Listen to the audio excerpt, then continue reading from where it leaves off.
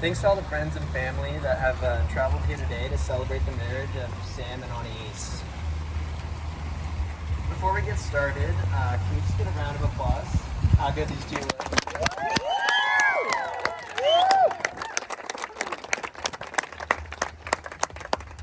Thank you.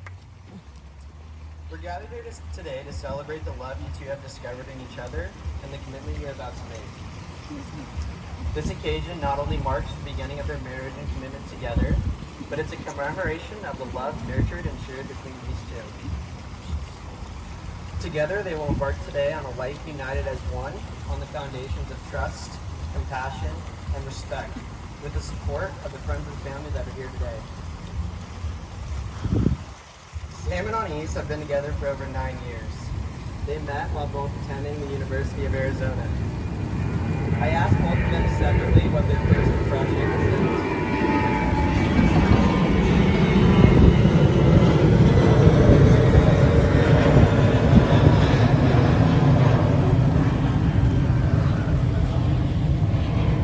Planes, am I right? Apparently they call that the point loma pause, so we'll probably get a couple of those throughout. There's a bad joke associated with each one. All right. So I asked both of them separately what their first impressions of each other were, and I'm going to share what each of them had to say. Sam explained that he met Anais multiple times in class at the University of Arizona and at a few parties during the first 3 years of school. After a few attempts of trying to converse with her, Sam finally got a chance junior year once they sat next to each other in physics class. Sam's first impression of Anais was described as kind of a rom-com. She was a beauty to look at, but a bit standoffish. That's putting it lightly. But once she opened up and he got to know her, their love quickly spiraled into something great. Now Sam enjoys Anais for her intelligence, work ethic, and those beautiful brown eyes, even after a couple IPAs.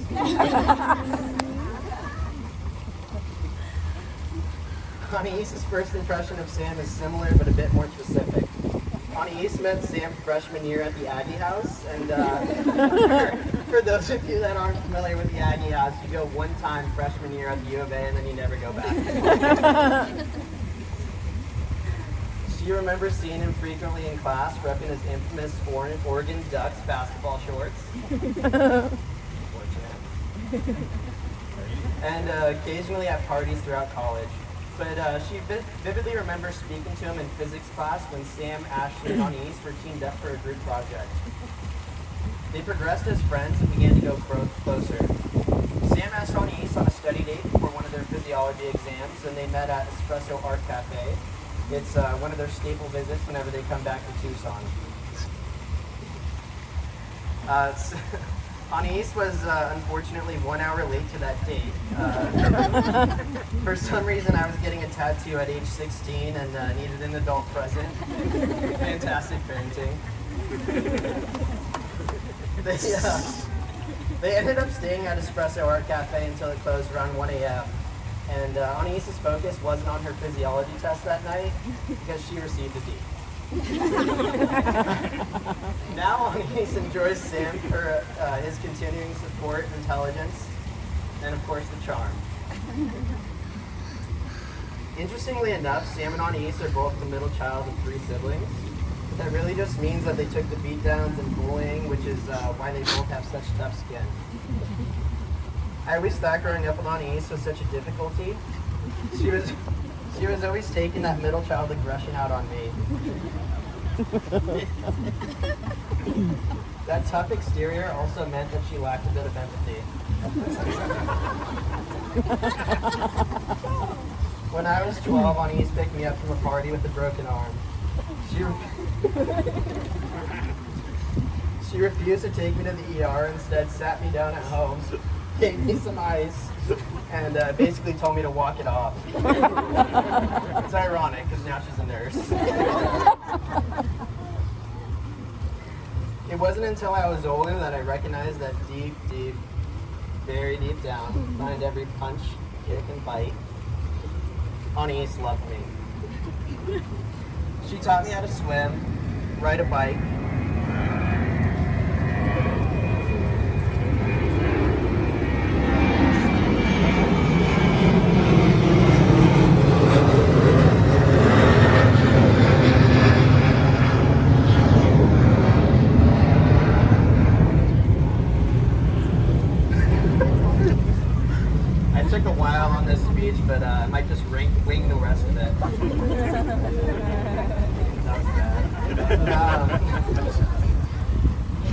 So getting back to it, Anais taught me how to swim, ride a bike, as well as play basketball. A lot of the things that would have been absent in my early childhood, Anais supplemented. Although she fronts like she has a tough exterior, she's a little softy on the inside. I've had a lot of time to spend with Sam over the past 9 years. I've noticed in that time he's always kept the same characteristics close to him.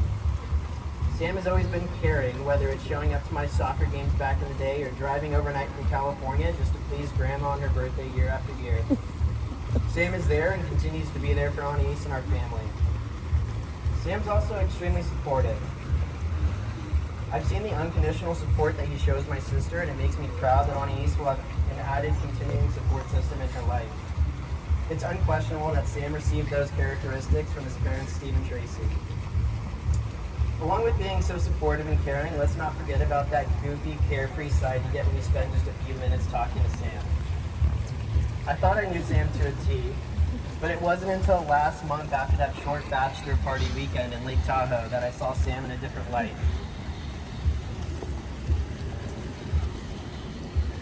Seeing him surrounded by his best friends, brothers, it's truly where that carefree side of Sam evolved.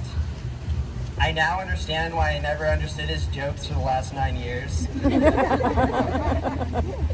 Most of them were inside jokes that were never explained. He just chuckled to himself about. That lighthearted, fun side of Sam is always what I look forward to when I see him. For those of you that have not been to my mom's house, there's a framed picture of a poem I created in 3rd grade where I describe each of my family members in relation to an ocean animal.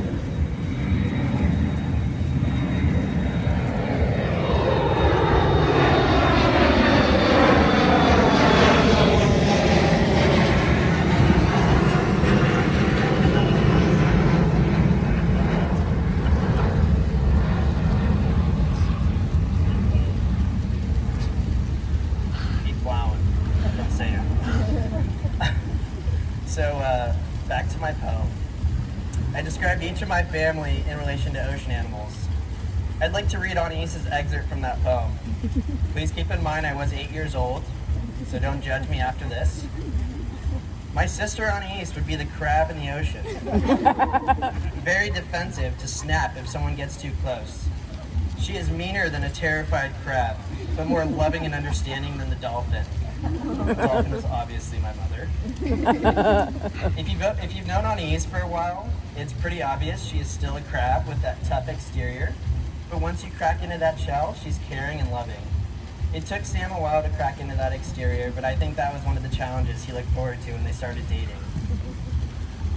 Now that the family is officially expanding, I thought I'd choose an ocean animal for Sam.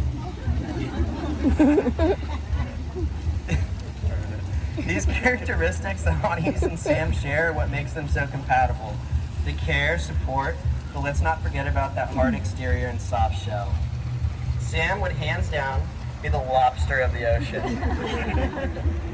He's a tough one to crack with a desirable inside and a nice looking tail.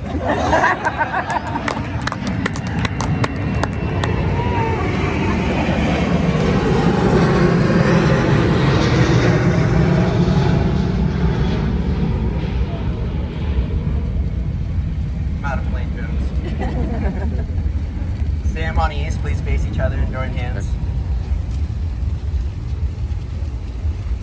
Sam, do you take Anais as your cherished wife in front of your friends and family and promise to stand by her side through sickness and health, joy and sorrow, so long as you both shall live?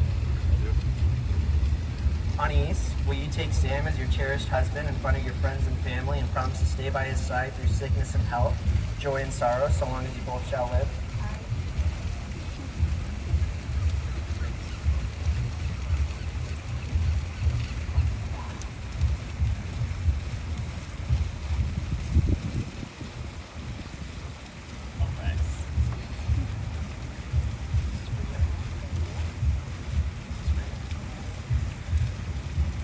These wedding rings symbolize eternal love. By wearing these rings, you two will be solidifying the promise and commitment to each other in a committed partnership. Sam, please repeat after me. Anais, this ring is a token of my love. I offer you all that I have, all that I am, and all that I will be.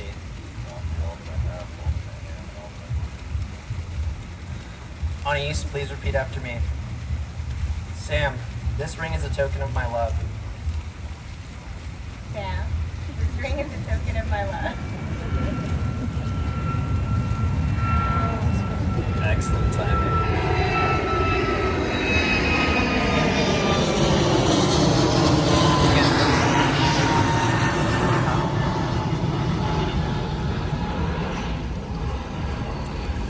This ring is a token of my love. I offer you all that I have, all that I am, and all that I will be. I offer you all that I have, all that I am. Sam and Anais, by the power vested in me and the wonderful state of California, I now pronounce you husband and wife. Sam, you may now kiss the bride.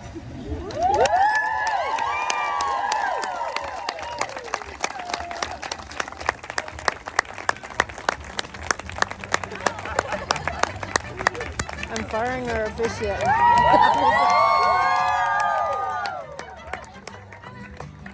I now have the privilege of presenting for the first time Mr. and Miss Cobble.